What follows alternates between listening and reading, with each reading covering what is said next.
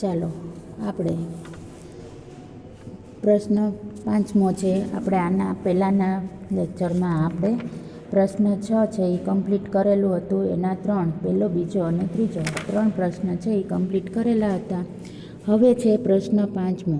આપણે 4 પ્રશ્ન છે પૂરા થઈ ગયા છે. હવે પ્રશ્ન 5મો પાના નંબર 28 ઉપર જુઓ. તેમાં પહેલો 5મો પ્રશ્ન છે, छात्रों के दीक्षांत समारोह में शास्त्री जी ने कौन से विचार व्यक्त किए? तो एनो जवाब है अलीगढ़ मुस्लिम विश्वविद्यालय के दीक्षांत समारोह में शास्त्री जी ने छात्रों से कहा था कि भविष्य में आप कुछ भी बने, लेकिन सबसे पहले आप इस देश के नागरिक हैं.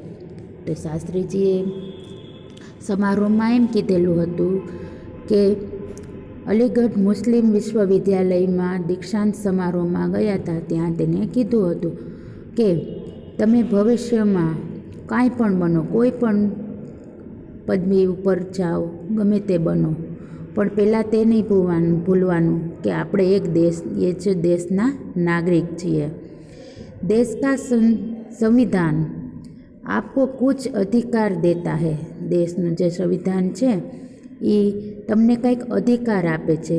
साथ ही आप पर कुछ कर्तव्यों का भार भी डालता है. તે આપણને કાંઈ પણ આપણી ફરજ, કર્તવ્ય એટલે કે ફરજ, આપણી ફરજ છે એનો ભાર આપણી ઉપર નાખે છે. देश में प्रजातंत्र होने के कारण प्रत्येक नागरिक को निजी स्वतंत्रता भी मिली है. આપણે દેશમાં જે પ્રજાતંત્ર છે તેમાં આપણને નાગરિક છીએ તો એની સ્વતંત્રતા આપણને બધાને મળેલી છે.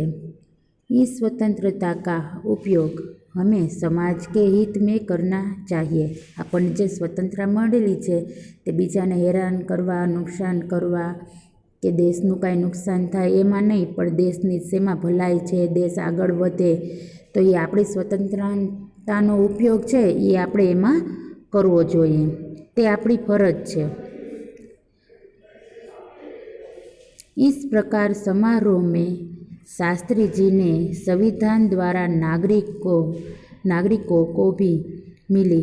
હવે स्वतंत्रता के सद उपयोग के बारे में अपने विचार प्रकट किए थे. હવે સ્વતંત્રતા માટે આપણને જે સ્વતંત્રતા મળેલી છે એટલે કે આઝાદી જે મળેલી છે તો એનો સારો ઉપયોગ કરવો, એ આપણે નાગરિક છીએ, આપણા દેશના માટે આપણે શું કરવું એ વિચારવું આપણી ફરજ છે. તો એ તેના વિચારો વ્યક્ત કરેલા છે, તો કે પ્રગટ કરેલા છે. તો કે છાત્રો મેં દીક્ષાંત સમારોહ મેં શાસ્ત્રીજીએ આ રીતના પોતાના વિચાર છે એ વ્યક્ત કરેલા છે કે આપણે સ્વતંત્ર છીએ, તો આપણે આપણા દેશના નાગરિક છીએ, તો આપણી કઈ ફરજ છે તે આપણને કહેવામાં આવેલું છે. હવે પ્રશ્ન 6 છે તેમાં જો ई एकाकी में हम लाल बहादुर जी के जीवन में से कौन कौन से सद्गुण ग्रहण कर सकते हैं? આ પાઠમાં આપણને જે લાલ બહાદુર શાસ્ત્રી વિશે આપણને જે ચર્ચા કરવામાં આવેલી છે તો તેના જીવન ઉપરથી કયો સદ્ગુણ એટલે કે સારા ગુણ છે તો એ કહી શકીએ. એક ગુણ નથી, કોણ છે એટલે કે ઝાઝા બધા એનામાં સારા ગુણો છે.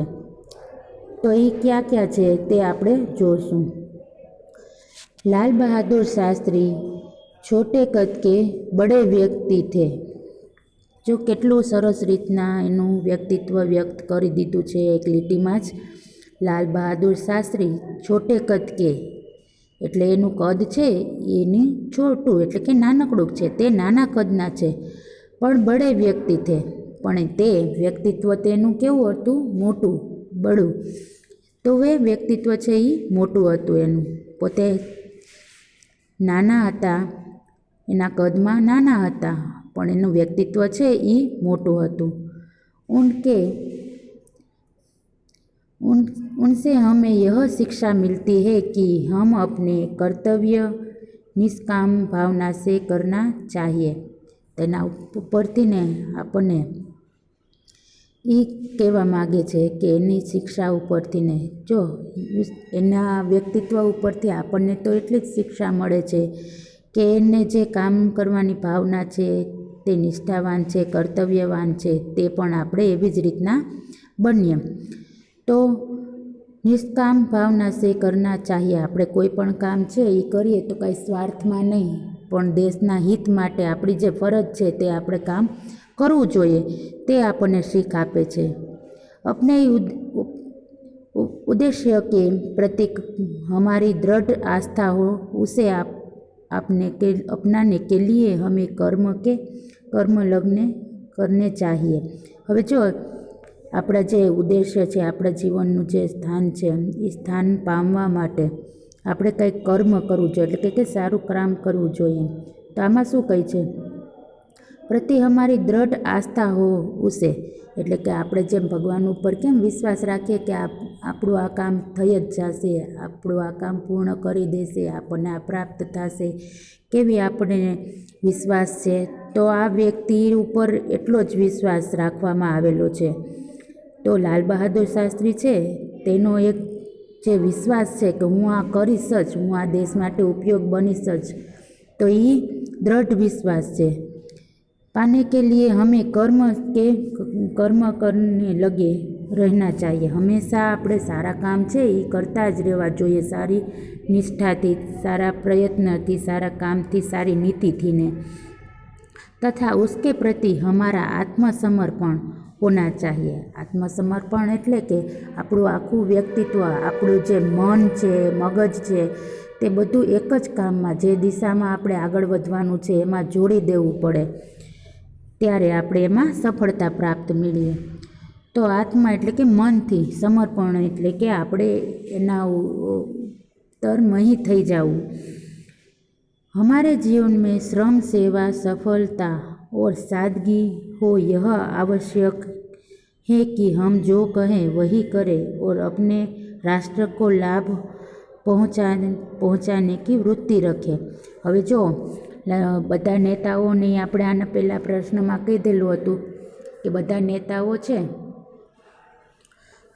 તો એ નેતાઓ છે એ બધા જ્યારે ચૂંટણીના સમય આવે ત્યારે બધા એમ કહેતા હોય અમે આ સુવિધા આપશું, આ સુવિધા કરી દઈશું, રોડ બનાવશું, પાણી ટાઈમસર પહોંચી જાય એવી સુવિધા કરી દઈશું, પછી બસનું, ટ્રેનનું, જેટલા પ્રશ્નો હોય એ બધા ચૂંટણી સમયે છે ને એ બધા પૂર્ણ થઈ જાય એવા વચન આપે છે આપણને. તો એ વચન આપવાનું કાર્ય જ્યારે એ લોકોને ચૂંટણી પૂરી થઈ જાય છે ત્યારે એમાંથી બાકાત થઈ જાય છે, ત્યારે એ ધ્યાનમાં લેતા નથી. પણ લાલ બહાદુર શાસ્ત્રી, તે એવા વ્યક્તિત્વ હતું એનું, તો એને જે કામ તે કરવાના છે એની પૂરી નિષ્ઠા, પ્રમાણિકતા હતી, દેશ માટેની પ્રમાણિકતા હતી, એની લગન હતી કામ કરવાની. અને તે બીજા નેતાઓની જેમ ન કહેતા, એ સેવા કરવામાં માગતા હતા. તેનું જીવન છે એ સાદું હતું, સરળ હતું. તે મોટા પદ ઉપર ગયા તો પણ તેનું જીવન સાદું અને સરળ હતું, અને એની પૂરી જિંદગી છે એ સમાજ માટે, દેશ માટે આપેલી છે. તો પ્રશ્ન 6માં આપણને એ કહેવા માગે છે કે એનું વ્યક્તિત્વ કેવું હતું, તે જીવનમાં કોણ સદગુણ પ્રાપ્ત કરતા, તો કે એની સેવા ભાવના, નિષ્ઠા, પ્રામાણિકતા જે છે તેનું નિખરી આવતું. તે સરળ સ્વભાવના પણ હતા, તે સાદગીવાળા પણ હતા. તે આવશ્યક હે કે ઉનમે સે કહી વહ કરે. તે વ્યક્તિત્વ એવું હતું એનું કે જે પોતે બોલે છે કે હું આ સુવિધા આપીશ, આ કામ કરીશ, તે પણ એમાં જાહેર કરી દેતા અને એ કામ તે કરીને બતાવતા. आवश्यक है कि उनमें जो कहे वही करे और अपने राष्ट्र को लाभ पहुँचाने की वृत्ति रखे. આપણા દેશ માટે શું લાભ છે એ લાભ થાય એના માટેની જે મહેનત કરવી પડે તે કરતા, ખોટા વચનો ન બોલતા કે હું આ કરીશ, પણ એને પોતે દ્રઢ નિષ્ઠાથી ને તે સંકલ્પથી જે કામ લેતા તે પૂર્ણ કરતા. અને ત્યારથી ને જ તે રાષ્ટ્રના લાભ માટે તે પોતાનું જીવન છે એ પસાર કરતા. તો આ બધા સદગુણો તેમાં જોવા મળેલા હતા. હવે પ્રશ્ન 7મો છે निम्नलिखित कथनों का आवश्यक स्पष्ट कीजिए। तो एમાં પહેલો પ્રશ્ન છે, शास्त्री जी को निष्काम कर्मयोगी कहना अधिक उचित है। તેને નિષ્કર્મ એટલે કે જે સ્વાર્થ વગરનું કામ કરતા તો એ કહીએ તો કાંઈ ખોટું નથી। તો એમાં એનો પ્રશ્ન 7માનો પહેલો પ્રશ્ન છે એ આપણે જોઈ લઈએ। તો પ્રશ્નમાં છે, શાસ્ત્રી જી કે લીએ કર્મ ही ईश्वर था।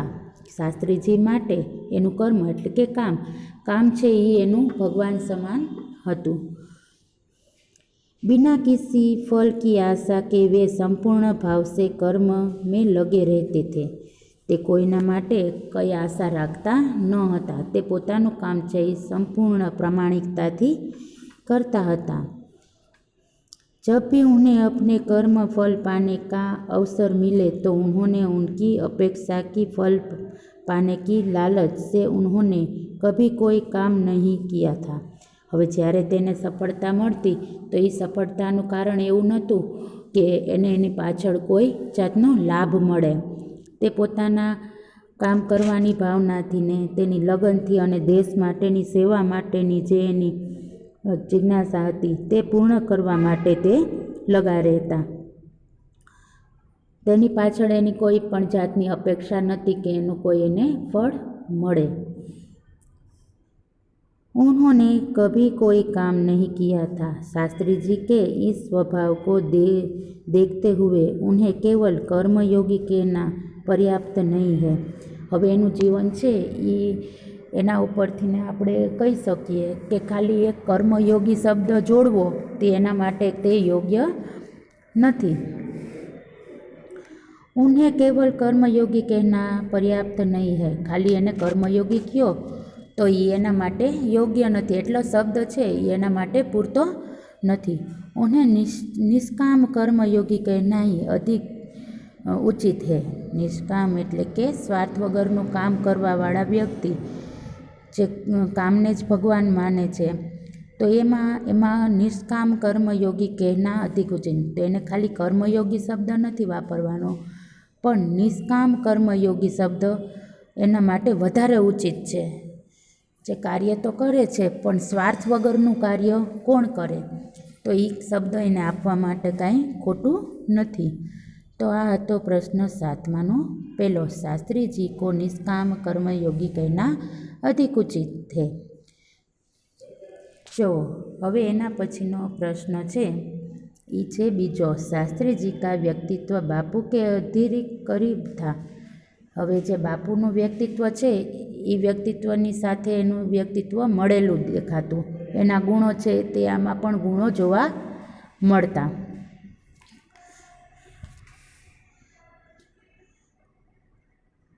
તેમાં છે બીજાનો જવાબ જો, गांधी जी देश के बहुत बड़े नेता थे। તો બધા કહીએ છે તે પ્રમાણે જો ગાંધીજી છે એ દેશના बहुत बड़े नेता थे।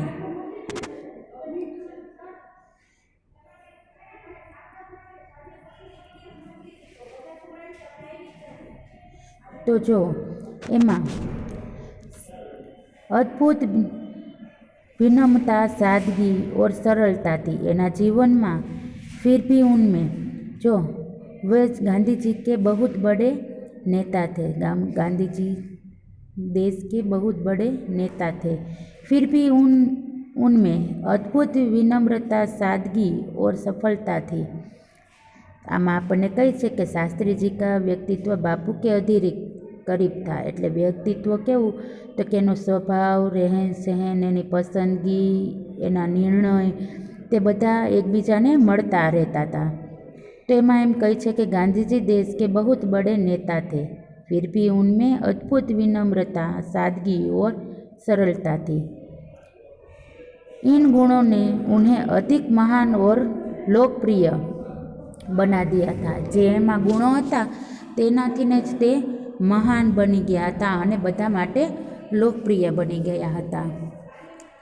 गांधी जी के वे गुण लाल बहादुर शास्त्री जी में भी थे। हवे जुओ एमां एम कहे छे कि गांधी जी के वे गुण लाल बहादुर शास्त्री जी में थे। इसीलिए शास्त्री जी का व्यक्तित्व बापू से अधिक करीब था। शास्त्री जीનું વ્યક્તિત્વ છે એ વ્યક્તિત્વ ગાંધીજી બાપુને મળે તેના સમકક્ષનું વ્યક્તિત્વ છે. તો એમાં એમ કહે છે કે એ પ્રશ્નમાં કે જેવું વ્યક્તિત્વ ગાંધી બાપુનું હતું તેવું જ વ્યક્તિત્વ કર્મયોગી લાલ બહાદુર શાસ્ત્રીનું વ્યક્તિત્વ ગણાય છે. પછી છે એમાં જ પ્રશ્ન ત્રીજો છે, शास्त्री का संपूर्ण जीवन श्रम सेवा सादगी और समर्पण का अनुपम उदाहरण है. તો એનું જીવન છે એ સાદગી, સાદું અને સરળ વ્યક્તિત્વ છે. એનું જીવન પણ એટલું જ સરળ હતું. તો એનું ઉદાહરણ આ પ્રમાણે છે, शास्त्री जी कर्म को ईश्वर मानकर उसकी पूजा के रूप में શ્રમ કરતે થે. શાસ્ત્રીજી છે એ ભગવાન સ્વરૂપે ભગવાનને તેનું કામ માનતા હતા અને માનવ કર ઉસકી પૂજા કે રૂપ મેં શ્રમ કરતે થે. જે એનું કામ છે, જે એનું કર્મ છે તેને ભગવાન સ્વરૂપે માનતા હતા અને ભગવાન રૂપે માની અને તેનું કાર્ય તે એમાં પૂરી નિષ્ઠાથી પૂજાથી ને એનું કામ છે એ પૂર્ણ કરતા હતા. देश और समाज की सेवा में ही उन्हें जीवन की सार्थकता लगती थी. देश માટે સમાજ માટે જે મહેનત કરે છે તે જ એનું જીવન એનું સાર્થક એટલે કે મારું જીવન સફળ થયું છે એવું એને લાગતું હતું. उन्हें सादा भोजन और सादा पहनावा ही पसंद था. તેનું વ્યક્તિત્વ કેવું બાપુ જેવું ગણવામાં આવેલું હતું. તો એનું સાદું સરળ જિંદગી હતી, સારું સરળ વ્યક્તિત્વ હતું, તેવું જ વ્યક્તિત્વ આમાં પણ જોવા મળે છે. તો એનું ભોજન છે એ સાદું હતું અને એના પહેનાવા છે એ પણ સાદા હતા અને એને સાદગી પસંદ હતી. उन्होंने जो कुछ किया पूरी निष्ठा और लगन से किया. उनकी ये विशेषताएं बहुत कम लोगों में पाई जाती है. તો એનું જીવન છે એ સરળ હતું અને એના વિચારો પણ સરળ અને સાદા હતા. એનો પહેનાવા પણ અને એનું ખાનપાન પણ સરળ અને સાદું હતું. તો એનું જીવનનું પણ આમાં વ્યક્તિત્વ નિખરી આવે છે.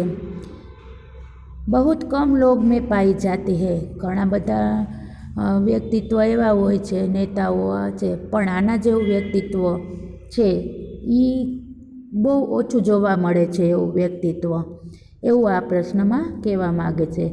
હવે આ પ્રશ્ન આપણે ત્રીજો પૂરો થયો છે. शास्त्री जी का संपूर्ण जीवन श्रम सेवा सादगी और समर्पण का अनुपम उदाहरण है. તો આમાં એના વ્યક્તિત્વ ઉપર એની રહેન સહેન, એનો પહેરવેશ, એના વિચાર, તેની પૂરેપૂરી આમાં માહિતી આપેલી હતી. હવે એમાં એ પણ કહેવામાં આવેલું છે કે આના જેવું જીવન છે એવું જીવન બીજા નેતાઓમાં કે બીજા લોકોમાં ઓછું જોવા મળે છે. હવે એના પછીનો પ્રશ્ન આપણે છે 8મો પ્રશ્ન છે.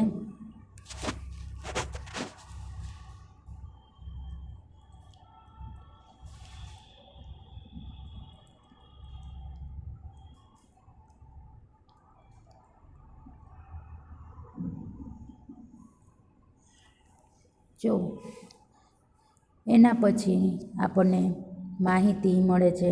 તો પ્રશ્ન 8માં આપણે આની પહેલાંના પીરિયડમાં કે જોયેલા છીએ તો 1 થી 3 પ્રશ્ન લીધેલા હતા. પછીના પીરિયડમાં આપણે 4થો પ્રશ્ન લીધેલો છે. પછીના પીરિયડમાં આપણે 6થો પ્રશ્ન લીધેલો છે, જે બધા મોટા અને વિસ્તારવાળા છે. પછી આપણે આજે લીધો છે 5મો પ્રશ્ન છે. 6ઠાનો 5મો પ્રશ્ન લીધો, 6થો પ્રશ્ન લીધો છે.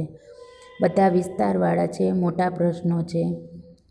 સમયસર એક વખત વાંચી લેવું. આની PDF છે એ પણ હું તમને મોકલી દઈશ.